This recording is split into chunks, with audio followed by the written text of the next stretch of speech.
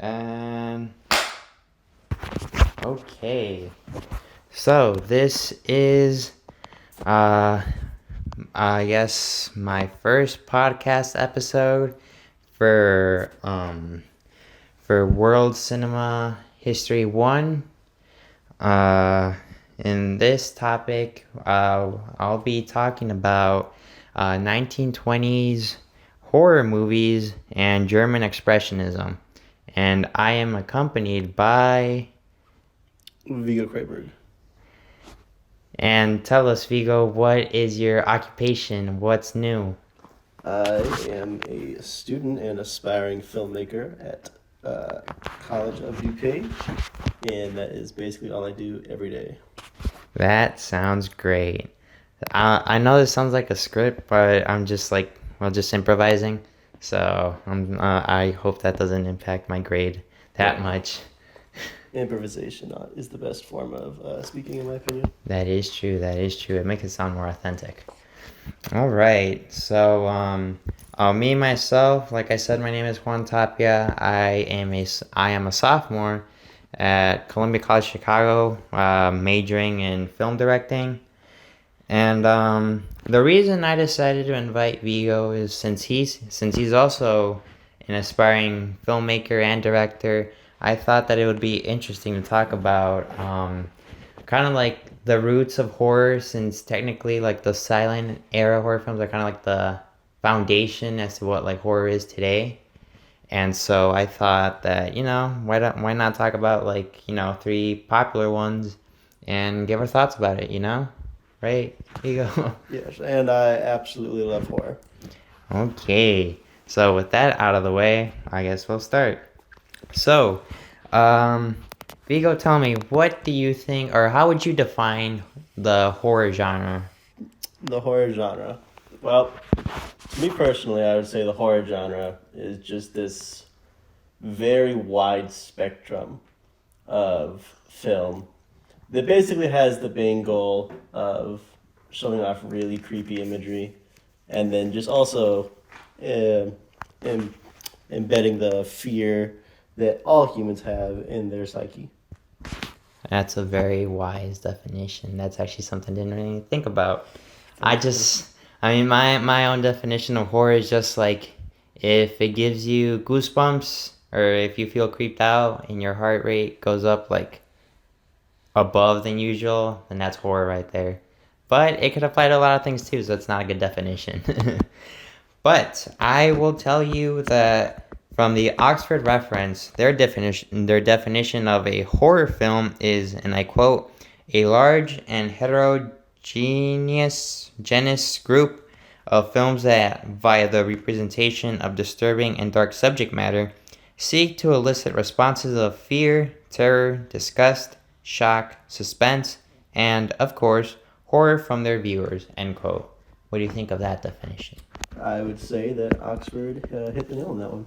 Right, yeah. Like when I read that too, I was like, wow, that's actually a good way to like encompass everything that is horror. So I'll sprinkle you a little bit of history about how the horror genre came to be. Oh, I would love some history. Thank you. And this is from a source from the New York Film Academy from Student Resources titled "How Horror Movies Have Changed Since Their Beginning." So basically, I don't know if you heard of this director. You probably have, but it's his name is George Millis. That name ring a bell? Well, we'll say it does, yes. And he's considered like the first director, or basically made the first horror movie in 1898. Although Google says that he made it in 1896, but I mean it's a 2-year difference. Who cares? But it's called The House of the Devil. And basically from what I remember reading is that in this film he just included a bunch of imagery of like Satanism and the devil, because back then everyone was God-fearing and it's just like, oh, get that Satan thing away from me. So to see it on screen is just like, oh my god. I think you're going to see a lot of that today, actually. Right. And so basically from there, from the 1900s to the 1920s, it brought a wave of more supernatural films. And many of these like starting films were based on classic literature. So, like Frankenstein, Jekyll and Hyde, the werewolf, Dracula, as we'll see soon. But the 1920s and the 1930s are considered to be like the golden age of classic horror. But since we're focusing on 1920s horror movie, we're the 1920s, it's a silent film because I think once the 30s come, that's when sound starts getting introduced in the film. So the movies that we watched, or at least try to watch, at least are silent. So that's our focus. And basically, in silent film, it the main goal was to unsettle the audience through graphic imagery. Sorry about that. No, it's okay. My dog's was the exact same as yours. All right. So is it Right. Huh? is it okay to swear? Oh yeah, that's fine. That's fine. I'll get deducted, but I don't even know if I'll get deducted. So, Professor Ferdinand, if you're listening to this, I hope you don't mind the swears. Not too much, I hope. No. All right. So I'm just gonna clap again, just to make sure. And we're back. Sorry about that little pause thing, but some disturbances, as Peter Parker says. But where was I? Oh yeah, I was explaining how like silent films, like specifically horror silent films in general, what their goal was instead, because they didn't have sound, to like create unsettling feeling. So what they did instead is that they tried to create that feeling through, in air quotes for those not. Well, I'm not recording any video, but in air quotes, graphic imagery. So you can imagine 1920s, what would be considered graphic? Probably seeing a woman's leg. That's right. Gotta oh, her skirt is too short. That's graphic. It's graphic. But, the haste code hasn't been implemented yet, so they're still kind of they still have that liberty, Mm-hmm. Okay. Yeah, sorry about the unprofessionalism, Professor, but this is the first podcast episode I'm recording. All first podcast episodes are unprofessional. That is true. So, with that little bit of history out of the way, I guess I'll introduce the first film that we'll be talking about. I personally had a bit of a trouble trying to understand the plot, but as Viggo was telling me earlier, he paid attention to it a bit more than I did. So the film in question is 1920, I don't know if it's 4 or 9, but 1929 or I believe that's 22. 22. Oh, I guess I wrote it wrong. 1920s Nosferatu. So Viggo, let's start off with your initial thoughts of it. Yeah, I was actually really excited when you changed the list of movies to watch and Nosferatu's on there because I don't particularly care about 1920s horror. I'll say that right off the top. But Nosferatu is one of those movies that I know, and I'm sure a lot of people know. He's a obviously recognizable character, and he's probably the most recognizable thing on this list that we watched. Obviously from SpongeBob, but watching this movie, I actually was very intrigued, I guess, by the overall look of the film, because what really caught me off guard was the fact that, I'm sure you'll talk about this, the film is entirely yellow. And it also changes hues a lot with red and green and blue. Right. And it was just very interesting seeing that and the way that they used it to, I guess, storytell, in which blue usually represented night and stuff. But I actually really enjoyed this one. It's probably the one I enjoyed the most out of the things we watched. Right, yeah. As I was explaining to Viggo earlier before we started that I had to watch this movie twice because the first time I was tired. I just came back from the gym. And it was my first time hitting the gym in a month. And I went out hard eventually, unfortunately. So as soon as I got back, I was pooped. But I watched it again. And even though I know it's as I'll talk about, kind of a loose adaptation of Dracula, it's, I got the gist. Yeah, let's just put it that way. I got the gist. So, the movie was directed by F.W. Murnau, which, for those horror buffs who know, he also directed the movie Faust in 1926. You heard of Faust? I have heard of Faust one time before, I remember. one time. That's all I know. Right. I don't blame you. I mean, I've heard of the movie Files, but I didn't know who directed it until like I was doing my research and like, oh my god, it's this guy. And basically, as I mentioned, Nosferatu is basically an unauthorized adaptation of Bram Stoker's 1897 novel Dracula. And actually, because of that, when the film came out, Stoker's widow actually sued him, and the court sided with her, and they said that they had to destroy all copies of Nosferatu, which, as we now know, it didn't work. But it's a good thing it didn't work because Nosferatu and a couple of other films are actually the only ones that have survived to this point. Because a lot of other films back then, because they were put on film disintegrated, or like it stopped looking that great, and so they were deemed lost causes. So we're glad someone out there, kept the copy for themselves and shared it to the world. Yes, we are. And it was actually kind of debated whether the Bram Stoker's widow had like the what is it, had the right to sue, because on one part it's a loose enough adaptation where it can be its own thing, but at the same time, like in the plot, it kind of does rip off from Dracula. So a bunch of people, like even still now today, just like, they shouldn't have sued her, but like, to each their own, It premiered also in Germany after World War One, which is something I'll get into later after these films, how World War One had their effect on these films. But just to like get the plot out of the way, and you can correct me if I'm missing some parts or if I'm wrong on some things. But basically, the main character is called Thomas Hutter, who is sent to Transylvania to sell an abandoned house to a mysterious Count Orlok. As he's there, trying to pitch him the house, you're like, Count Orlok goes, yeah, I'll buy your house. Is it close to your house? Yeah, I'll buy it. Is that your wife? Yeah, that's a beautiful wife. I think I'm more inclined to buy that house now. And as he later finds out from a book that he found, that he suspects Count Orlok being a vampire, which it turns out he is. And so then Count Orlok traps him in his castle, and he goes travel back to Thomas's town, spreading plague wherever he goes. And what else I have here?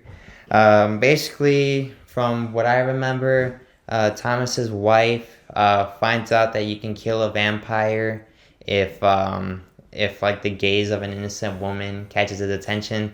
So like she sacrifices herself and bringing him in to their house, which he does, and he like bites her neck, and then sunlight comes in and vaporizes him, which basically, did I miss anything? No, that's basically it. But I gotta put my hat or throw my words in there real quick. Right. I think that's probably like the funniest vampire death I've ever seen. In obviously nowadays it's like a wooden stake, garlic, all that shit, holy water. But here, to defeat Nosferatu, which is considered one of the biggest like movie monsters, I guess, was just, I guess, get him horny and distract him, because that's what the book says, was basically just like a really beautiful woman should distract him to the point where he just forgets that the sun's coming out. And I just couldn't believe that. Right, and like, back to that whole Dracula thing, in the novel, technically sunlight weakens Dracula, but it doesn't kill him. And so, I mean, Nosferatu is like the first, basically the movie that said sunlight kills vampires. And ever since then, it's all been just like, oh, sunlight does this, sunlight does that, and yada, yada, yada. That's like where that blue filter comes in again, because I kind of found this really funny. Like the scenes where he's on the boat is like, he's just in broad daylight outside. Right. And I'm like, I know the blue filter is supposed to represent it's nighttime, but I just can't take this seriously when Nosferatu's just standing out in like perfect sunlight on a boat in the middle of the ocean. Right, and as I was doing like my research about it, I found out that there are some copies that didn't come with the tint, so most of them were just like in black and white, so nobody actually knew what time of day it was. So when they saw him in the sunlight on the boat, they're just like, what the hell? Why is he like standing there? But then he gets vaporized by the sun. It doesn't make sense. And as like, 1920s, film was still taking off. no one knew how to like set up lighting and all that stuff, so they just relied on the sun to do perfect lighting, which is something I do still because I'm not professional enough. Oh But yeah. but who knows? Maybe in the future. But yeah, basically Nosferatu is considered like the grandfather of horror films, and of course like excuse me, of the monster craze that'll come in. I think a decade later with Universal Studios and their Frankenstein and what else? Mummy the Werewolf, all that stuff. Creature from the Black Lagoon. Right, right. The Blob. The Blob. And basically one of the things I noticed on my second watch through is because I was thinking as I was watching like how like besides like Count Orlok's like weird look or like his scary look. I mean now we don't see it as scary. You could say goofy. Yeah, goofy. His look look. was really goofy. I can't like he's got like the teeth that they give him. Like I just couldn't help but like it just looked like buck teeth, like a beaver, Right. the entire time. But for the time, 100 years ago, I mean that it looks pretty good. Right, you know, and But I think we'll see some better prosthetics in the next film. right. And, you know, when I was thinking of, like, besides him, what else could, like, you know, cause fear? And then I realized, oh, you know, I know in the film they have, as Count Orlok arrives to the town, suddenly people start dying. They're like, oh, it's a plague, it's a plague. And that's when I realized one of the things that also, like, made it scary is that infectious diseases. Because, you know, World War One, people with wounds not taken care of, coming back, suddenly have bacteria growing on their arm, everyone getting infected. We're all getting gangrene. Right? And it's just like, damn. So, like, besides the scary thing, now you have, like, a scary thing with, like, I don't know if I should say this, but, I'll change it. Diseases basically coming in and biting you in the neck. So that's like another, I guess, scary thing back then. You know? Oh yeah. And then like to add on to that, you know, the Spanish flu actually broke out in 1918, and this is like in the 20s, like 2 to 4 years later. You know, people are still like, oh, the Spanish flu, which I might add didn't actually start in Spain, but they just added that name. Mm-hmm. And yeah, basically, to summarize this part of Nosferatu, at least with my thoughts, is that I thought it was okay. Okay. I mean, I know some people might disagree with me, but I know he's like I mentioned, the grandfather of horror movies and stuff, but my attention was not that captivated. Maybe I need to give it another watch through, like with like a fresh set of eyes without me being tired. But as of now, as of this recording, which is May 1st, 6:08, I was not satisfied. No, I'd have to say that I was probably underwhelmed myself. There's definitely some great things here. Like obviously we can't critique it too hard for being Right. 100 years old at this Right. point. But there's definitely some good things to like warrant here and like note.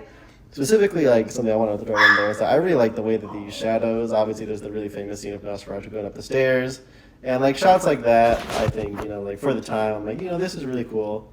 So while overall being someone 100 years later in the year 2022, I can appreciate this film. I'm just not that kind of movie enjoyer, but I will appreciate it and respect it for the path that it paved for modern horror movies nowadays. All right. And that's actually a good transition onto the next film, which you recommended to me, and I'm glad you did because I actually found this quite interesting. And you can correct me if I pronounce it wrong, but it's Haksan. Yeah, so I had to talk to my dad about this too. So it's Hexan, I think, is what the Hexan. Swedish version is called in Swedish. And obviously that means the witch. Right. Which. Oh yeah, and it technically for the American title is Hexon, Witchcraft Through the Ages, and so like I don't know if you want to give us a little introduction onto the film. No. Going with that title, if I had known that was the actual title, it would make a lot more sense. I was expecting just a movie about like witches and demonic stuff, and then I think when I was sitting down, like I said, it was like 1 o'clock in the morning, and like the fourth time I saw a man like pointing to a painting like a pencil and like explaining to me witchcraft, I was like, oh, this is gonna be like a really boring film, but I found it really interesting. So this, like, I don't know if you want me to give like a synopsis here, but basically this film just kind of dives into many different sections about witchcraft and like takes us through a journey of like different types of witchcraft, I guess, and like different periods during witchcraft and like overall just witchcraft through the ages. Like it Right, says. yeah, like the title implies, you know? And basically, the film was directed by Benjamin Christensen, and it was released in 1929. It's a Swedish film, but it was actually shot in Denmark from, I believe, 1920 to 1921, if I remember correctly. Wow. And yeah, like Viggo explained, it's basically a collection of like short stories or like vignettes about witchcraft and Satanism during ancient and medieval time periods. And this film is a mix between like a documentary and like fiction style narrative, since like the director himself actually gives us like history examples accompanied by fiction examples of these supposed witchcraft practices and worshiping the devil, which we like anyone not living under a rock today knows that that was not the case. Yeah, that's like something that I always found interesting. I love the Salem witch trials and all that stuff, and this movie just kind of reinvoked a bunch of my enjoyment of that. Like at one point in the film, I know they're talking about like how they would test a witch, and like I found it just funny. Like this is like something that people actually did in the 1600s. Was one of the things they mentioned was tying a woman up and with two guys like on a boat would push her down underwater, and if she Right. floated up to the top of the water like she should normally do because people are buoyant, Right. she'd be a witch, and if she basically sunk and died, they would just be like they would pray to God for her innocence. No, yeah, right. It's like it's like a loss. You float. Oh, every other human does that, but since you were accused of witch, you must be a witch. So I'll take you out and I'll burn you at a stake. But if you didn't float, because we were keeping you down with paddles, then you should thank God that you weren't burned at a stake, that you died and I'm being ironic here, or yeah, ironic, a not so horrible death by drowning. So praise God. As they say that with those stupid haircuts. I swear, as I was watching that movie and I saw those is Yeah, it? this the Tom Short. Yeah, It's called. those guys with the haircut. I was like, oh my God, and they were actually serious about this. I'm like, Some of them are rocking it. I'll say.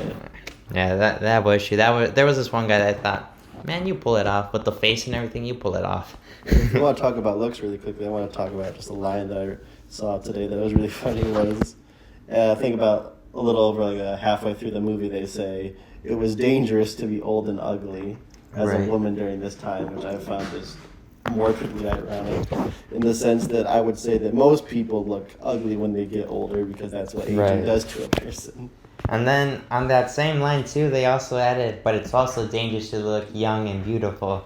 So it's like, so what? Do I There's need no to? win-win situation for being Right. a woman during this time. So it's like, you're like a kid, a teenager. All right, you're allowed to look young, but as soon as you turn 30, you gotta look old.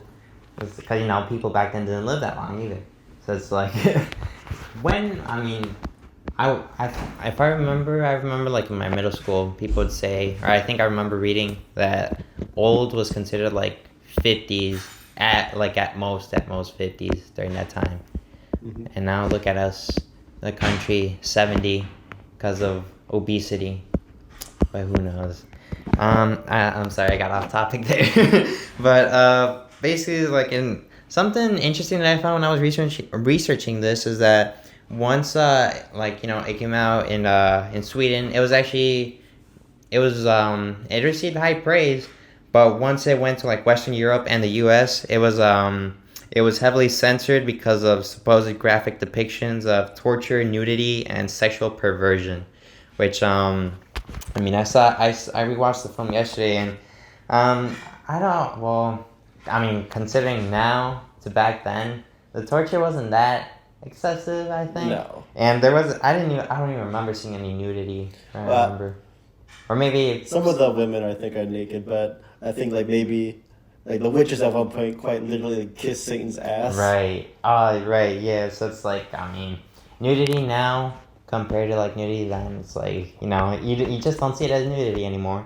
And of course, sexual perversion, of course, pre-Hays Code. Hmm. Still though. That's actually something that I found really interesting. I guess there's a lot of like phallic imagery in this, obviously, but one thing that I found funny, because I guess it just related closer to the time, was that at one point there's a guy dressed up as a devil and he's churning butter, Right. which I'm guessing is obviously a phallic representation of masturbation. And I'm like, well, I don't think that would go over well today because I don't think people know what the fuck churning butter is. Yeah, I but didn't. I didn't actually think of that. Wow.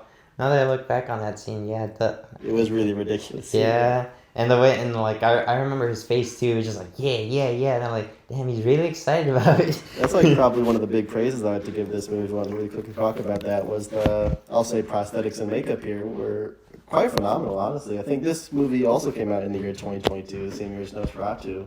And Nosferatu, like I said, was goofy looking, but the devils here, they looked really good, I have to say. And like, there's actually like, I don't want to say animatronics, but there's really big just set pieces of like giant devils that do move very rustically. But like, you also like at one point see like a woman give birth to devils. Right. I was actually gonna mention that was like my like the thing that took me like aback most is that like I was like, man, this movie is like from the 20s. I think it's 1929, and I was just like, wow, and they had that level of detail for these like costumes.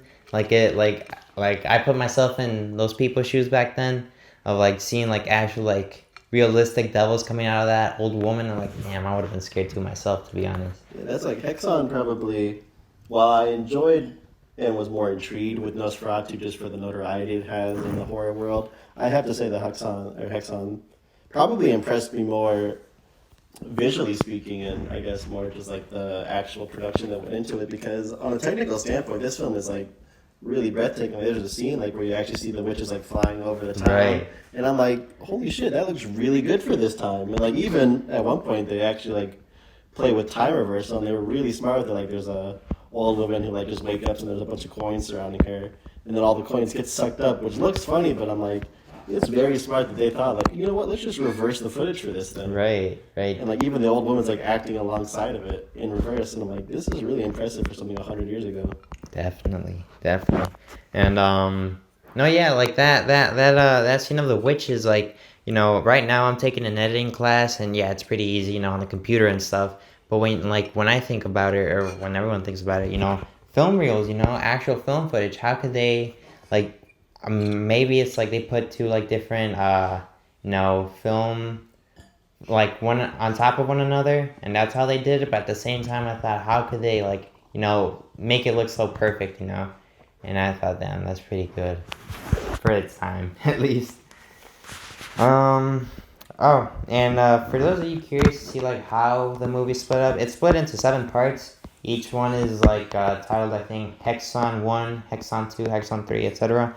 And it depicts different time periods and practices in each one. So in Hexon 1, it's basically a history lesson from the director with depictions of Satanism in the Middle Ages, kind of like what you were mentioning, that he uses the pencil and he points at each drawing, which, yeah, I get. It was pretty repetitive, but it was still interesting at first, too. Then Hexon 2 it just shows how, like, the devil works alongside women, because you also got to know women were treated very badly during this time. Very badly. Because the Bible says, oh, the devil tempted Eve with the apple. Ever since then, or at least during this time period, it's like, oh, she's more likely to be in cahoots with the devil, so she must be at fault. And I kind of like I was gonna mention, there was this one part, I think, where there was this woman like laying next to like her husband, and then suddenly the devil comes in, and then she looks at her husband and he goes, nah, I'll go with the creepy looking devil instead. He does that a few times, Kurt. So like he just like, it looks like he's coming in for a hug or something. Right. It was really funny. Sorry if we take some pauses because we're drinking some tea and water, so mind that. We gotta stay hydrated. That's true. And Hexon 3 to 5 is I like this story a lot because it kind of shows how like how like accusing women of like being a witch and like ended up like imploding on itself. So basically it starts out that a writer, I think, suddenly dies from like an illness, but his wife goes, oh, I think he must have been like witched. And the guy that's there, like kind of like tending to him, I think he's like a priest or something, for some reason he has like molten like lead or something like that, and he like got like he doesn't pour it on the dead body, but he like kind of holds it on top of him and then spreads it on water or throws it in the water, and then when he pulls out the lead like nugget thing from cooling off, he goes like, "You see this? It says that he was witched." And then it just goes on. Like suddenly, this woman, this poor woman, shows up to like their house and goes, "Can I have some food? Cause like I'm poor, I can't eat." And she goes, "Yeah, sure." But the widow now, she says, an old woman showing up when my husband just died. That's kind of She's old and ugly. She must be a witch. exactly And I gotta say, that's probably like this part here is probably the only time I actually genuinely felt. I don't want to say fear. It wasn't fear, but maybe just like shock. Like because they take her away and they like it's quite scary. They like tie her up and rope or put like a cloth around her and like shove her in like a wooden crate. And I don't know why. Maybe I just think of like my little Swedish grandmama. She's like one of the nicest women. Like just like her being taken away like that. Yeah, like there was something that I actually did feel like a little bit of fear, which is quite surprising for a movie from 100 years ago. right. It's because like like you see this woman, a beggar woman, basically never like hasn't had a chance to eat food in like probably days, and then this woman lets you into her house, promising to give you food, and then you're like you're starving, so you're like eating like a wolf, going like, oh, I gotta wolf this down, and then out of nowhere you get a bag put on your head. And you're like, oh, you're a witch. You got accused by the woman who fed you. I'm like, what the hell? I'd be like, and that's where I transition to the next part of the story where the woman goes, yeah, I'm a witch, but so are those other women too. She And got then her justice. right, and so she drags those women that accuse her of being a witch, like, to her punishment. And he goes, yeah, they're witches too. So then they get taken in too, and they're like, are you a witch? No. All right. I remember this one part. I don't know. You probably do remember when I think one of the women gets asked by one of the priest person goes like, if you're not a witch, you'll cry right now. And she doesn't cry. And she goes, you're a witch, go. It was like that. And that also showed how women were like accused unfairly, It's just like, Like very unfairly.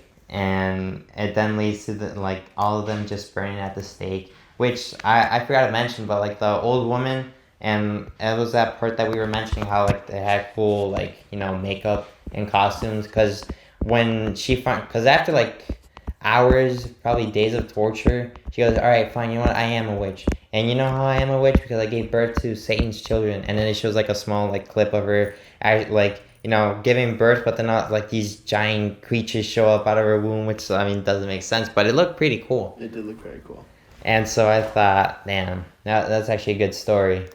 And the last two vignettes, Hexon 6 and 7, is just like the director going, the superstitions from back then. Well, now they're considered psychological ailments. Basically, it. So it's like I know he mentioned that. He said, yeah, those women were probably suffering from mania or stuff like that. And now, instead of burning at the stake, you just take a hot shower. Look how far we've gone. Very far. Basically it. And that's how it ends. So your overall thoughts, Viggo. Yeah, like I said, this was probably one I was very interested in because I had heard it from another director that I like, Mark Borchardt. And overall, I just gotta say, out of all the films that I watched for this one really just surprised me. Because I wasn't really expecting much from 1920s horror, but like I said, I was able to feel a little bit of fear at one point. It had just really good effects for the time and just overall production value, but this one really surprised me, and I would actually maybe watch it again one day. Right. Oh yeah, me too. And the thing that I liked most about it is besides the content itself, which was very interesting to read about and see. I liked how I might be wrong about this because I haven't done that much information, but I like how the director himself did a documentary and fiction mix between a hybrid. I guess you can consider it experimental too, in a sense, for its time at least. Oh yeah. About him just coming out of the screen and go all right, so this is what happened during this time and this time and this time. Usually now you have the narrator just going, oh, then this happened and this, but no, this is the actual director going, all right, back in this time they did this and that, and he shows you pictures and evidence that they actually did that. So I thought that was and that was, I guess, the cool aspect that I found about it. Yeah. And on to the final film before we finish things up. The one I didn't watch. And don't worry, I actually paid attention to this one. I mean, I paid attention to all of them, but this one specifically because I was like, whoa. But it's what is it? 1921's The Cabinet of Dr. Caligari. You've heard of this movie before or not? It's actually quite funny that we talk about this movie because I just went to go see Nicolas Cage's new movie, The Unbearable Weight of Massive Talent, and if I'm going anything off of what Nicolas Cage did in that movie, that's his second favorite movie. So I have heard about this one though, and now looking at the IMDb page, I'm just gonna look at the IMDb trivia page to give my 2 cents for this piece. Right. I would imagine that this is probably a very famous movie, and it looks like they use a lot of like psychedelic imagery as compared to things we've seen before.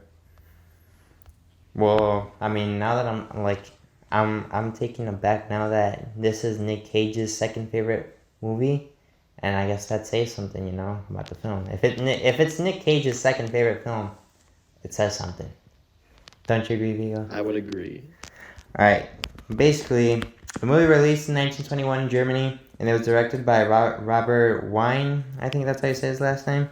And I'll tell you the plot, and it's an actually interesting plot. So, I mean, I'll try not to get too specific and drag out time, but basically, it's about this young man. His name is Francis, and he's chatting with this old man who says that my life got ruined because there was a bunch of spirits in my house and they wouldn't let me be. And there's this woman that's just walking there, minding her own business. Not minding her own business, actually. She's spaced out as she walks. And then Francis goes, oh yeah, that's my fiance. And we actually had to escape our town because some weird stuff happened.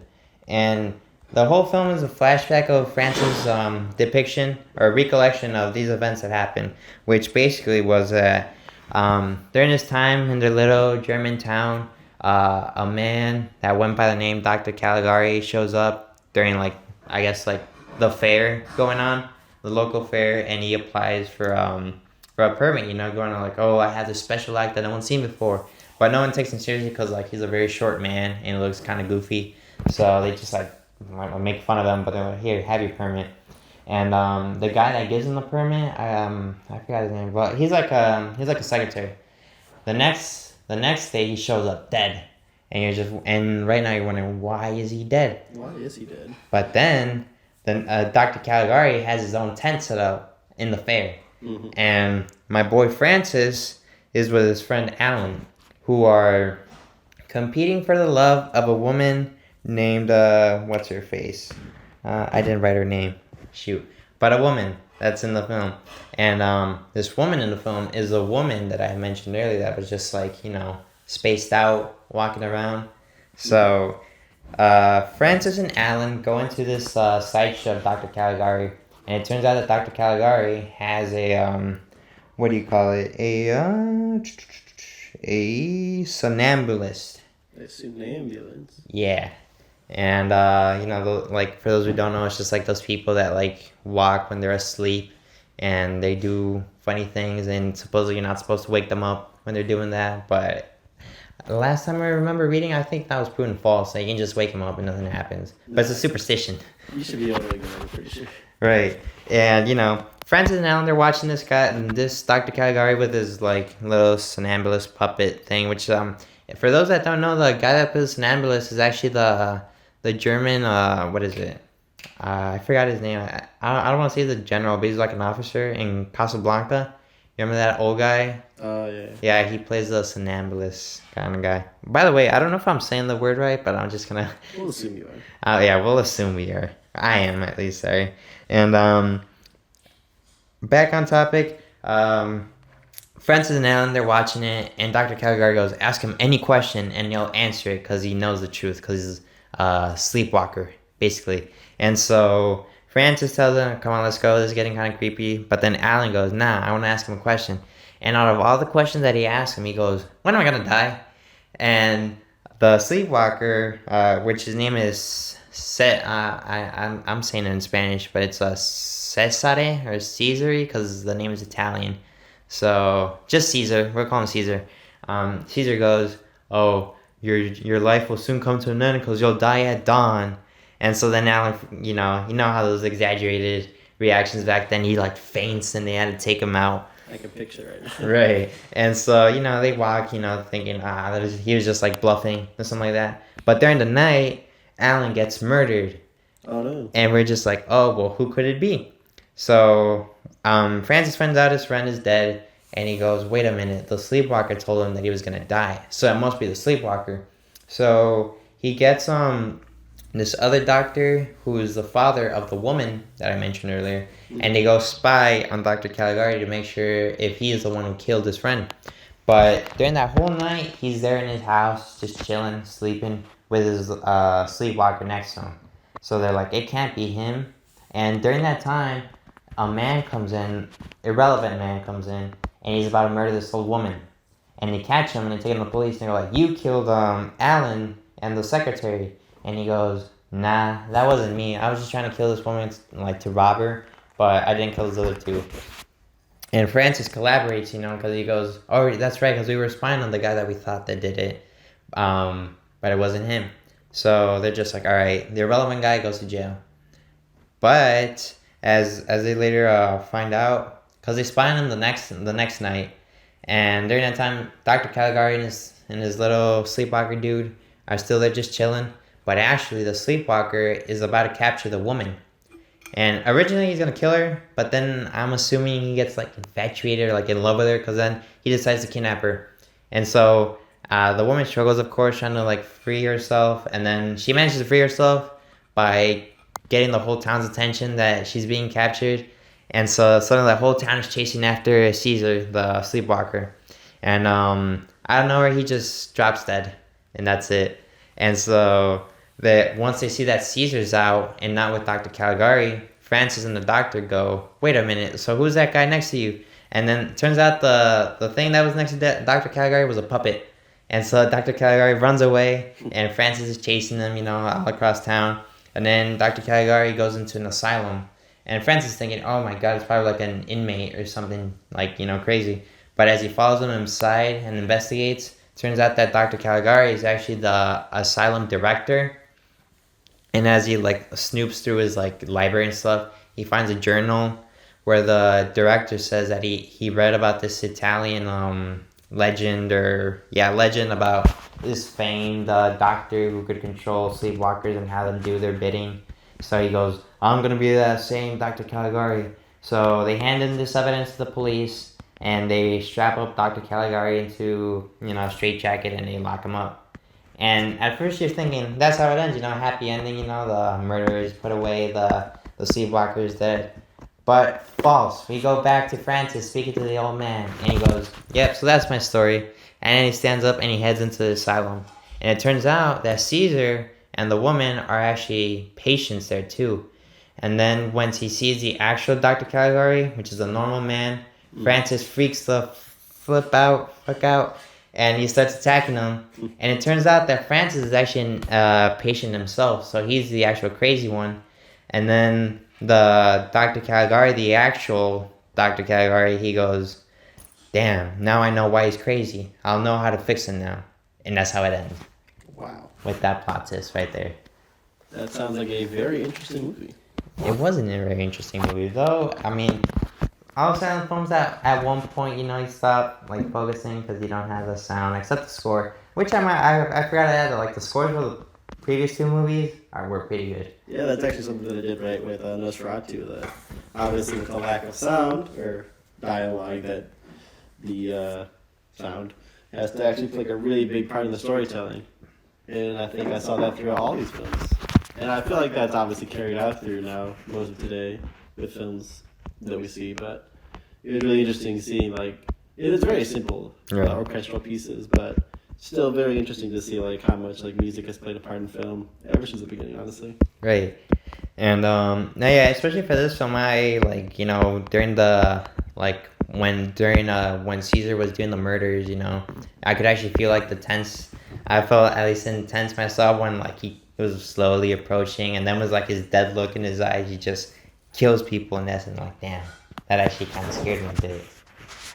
But now that I hope I didn't confuse you all listening, but that's basically the story. And From what I remember reading, is that the writers of the script of the movie actually, they or at least people see this as a symbolism. The movie see it as a symbolism of merciless authority of the German government, with Dr. Caligari being represented as like the German government, and Caesar being like the regular man who's being told by the government to just go kill people without thinking twice about it. Because remember, this came out after like World War One, so I don't think the little mustache man has taken power yet, but No, he's got a few more years. yeah, but it's in that time too when like a crumbled government just goes do this, do that, do this without actually caring what they're thinking. The people at least.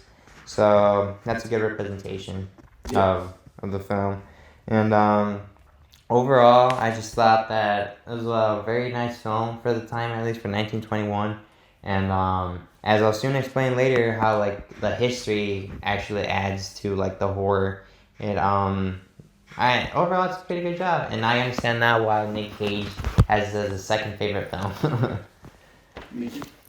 All right, so now this is the history portion, and I got some articles that hopefully help me explain kind of like German Expressionism and their effect on these movies. So let's see. So the first article I have is titled "How Horror Movies Have Changed Since the Beginning," which is by back to the New York Film Academy thing, and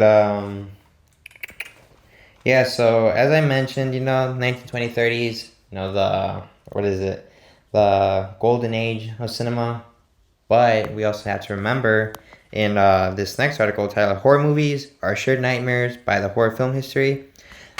World War One just happened. So after World War One, many horror movies expressed the horror of war. And I quote, "1920s horror films express the aftershocks of these cataclysmic war years and reflect the nightmares of the men who lived when so many died," end quote.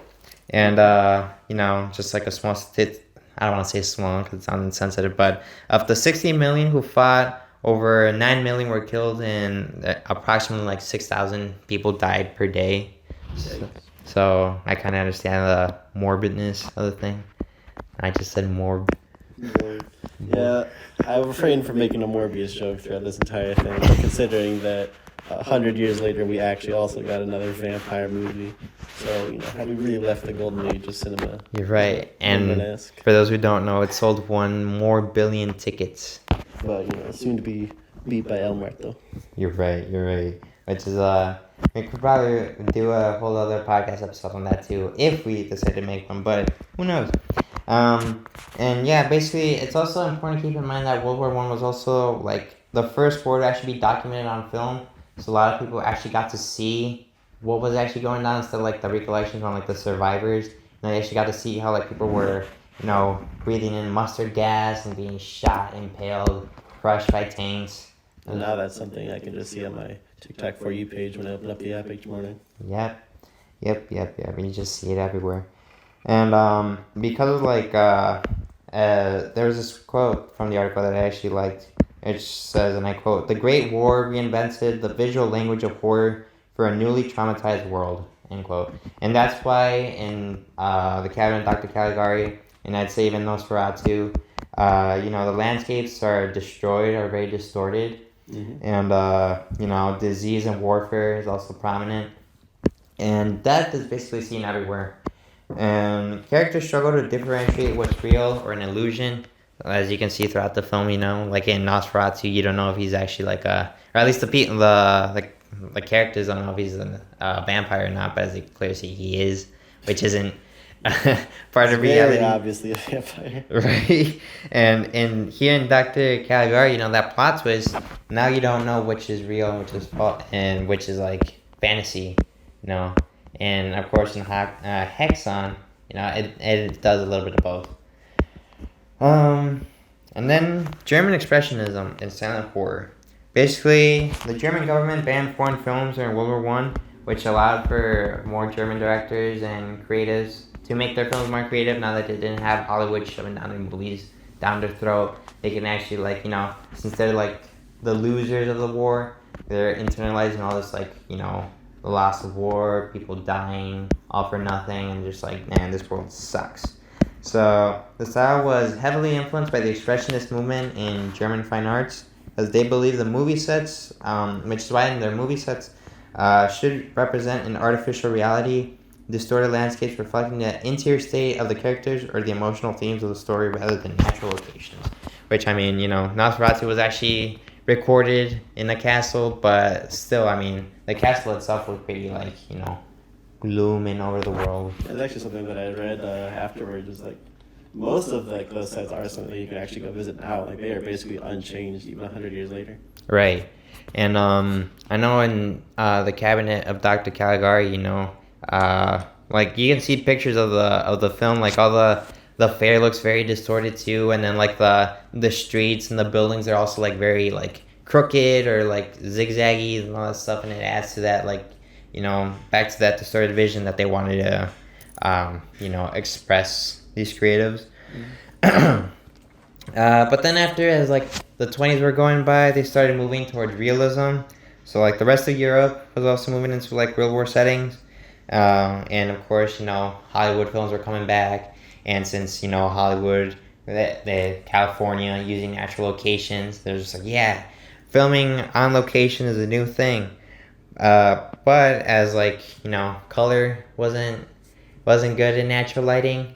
It as like Viggo mentioned earlier, when Nosferatu's on the boat, a vampire in daylight doesn't look good. So that's why, although film on location had its positives, it also had its drawbacks, and because you can't adjust the sun to make the lighting that you want. So instead, what they did was they tinted the films by hand. So I know in Nosferatu and also in Dr. Caligari, they painted the reels in yellow to show that it was, or orange, that it was daylight, and they painted them in blue to show that it was night.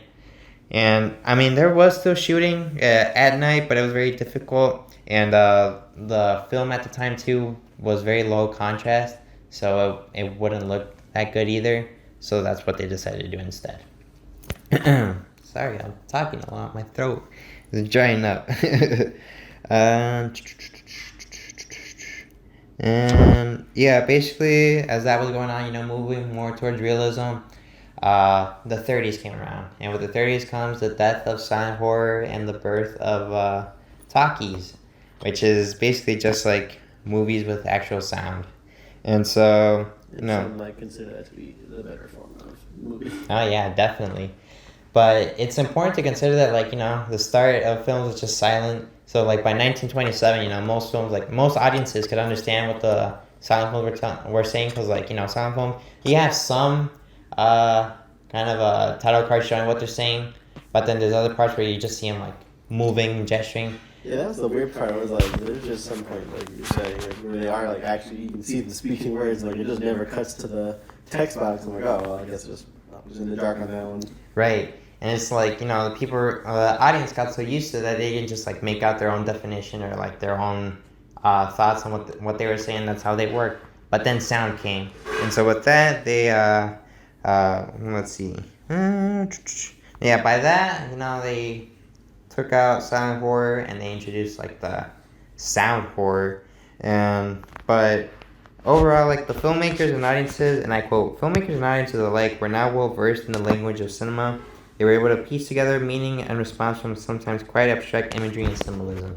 So on the one part, it was good that we actually got sound, because now we didn't have to do those gymnastics to understand what they were saying.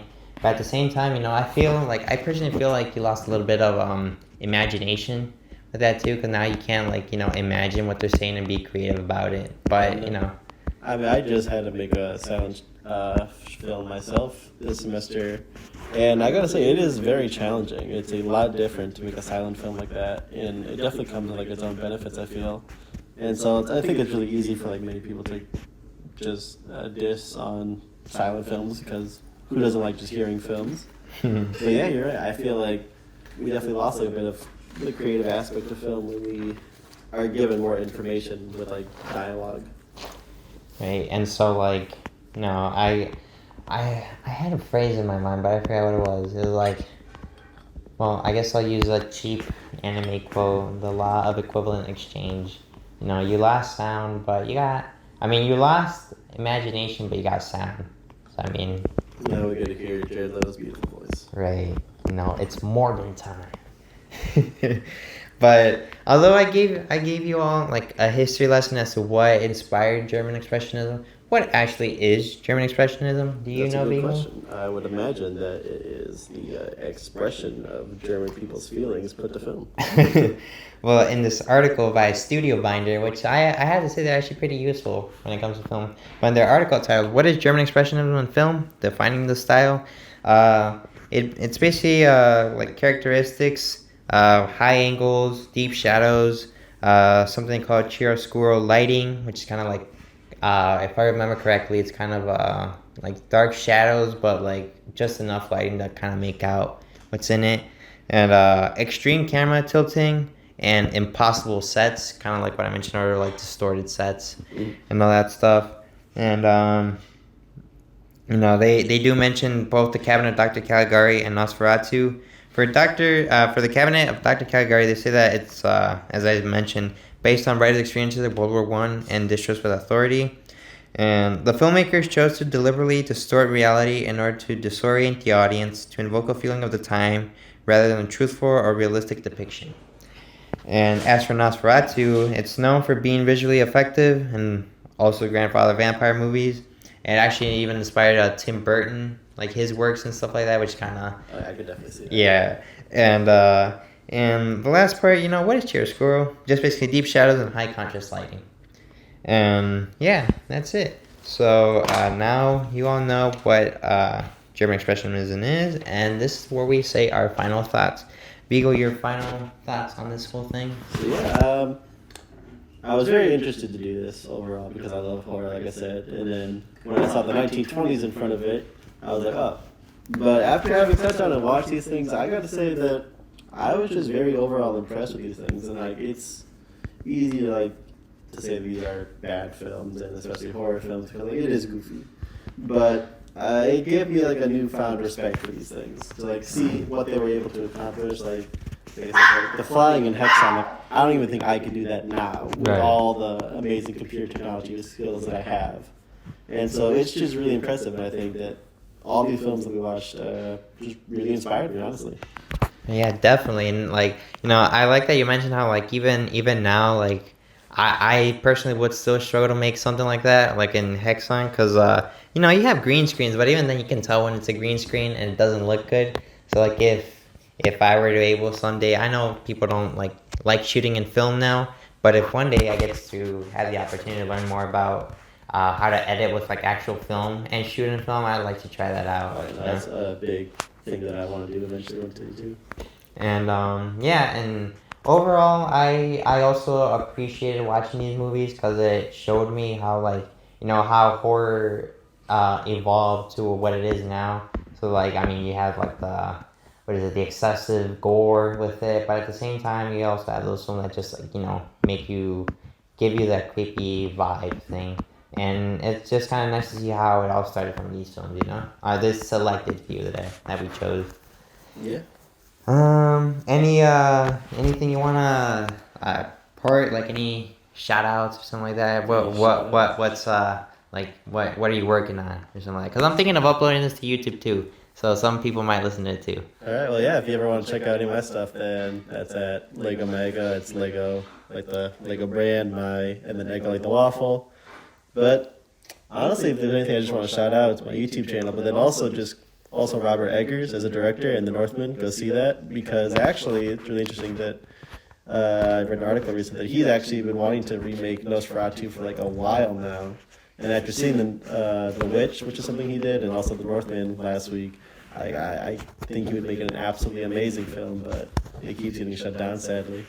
I actually had that thought. It's how a bunch of people or studios are remaking IPs from the 80s and the 90s. They're like, if you're gonna remake a film, why don't you remake a film from the 20s and 30s? People films that have been forgotten or people don't know that much about or could use an actual remake. So yeah, wow, that was interesting to hear that Robert Eggers wants to do a Nosferatu remake, because I like The Lighthouse a lot. So I could definitely see him making a product. He would do phenomenal with it. And as for me, I don't have that much to put out there. This will be uploaded, of course, to my channel. What's my channel name again? I forgot. It's like I can pull it up. APTWE Productions. And the reason why it's called like that is because I got it from Adventure Time, from this character called the Ancient Psychic Tandem World of Thing. And so I just decided to like cut it short and just like that. So yeah, just you can find my other works on this YouTube channel, and maybe we'll make another podcast with better audio. Fortunately, Yeah, we'll talk about a different decade of film. yeah, or something else. You never know. But thank you, Viggo, for listening to my ramblings and watching these For films. having me here today. This is real fun. And with that being said, this is goodbye. Bye. See you. Bye.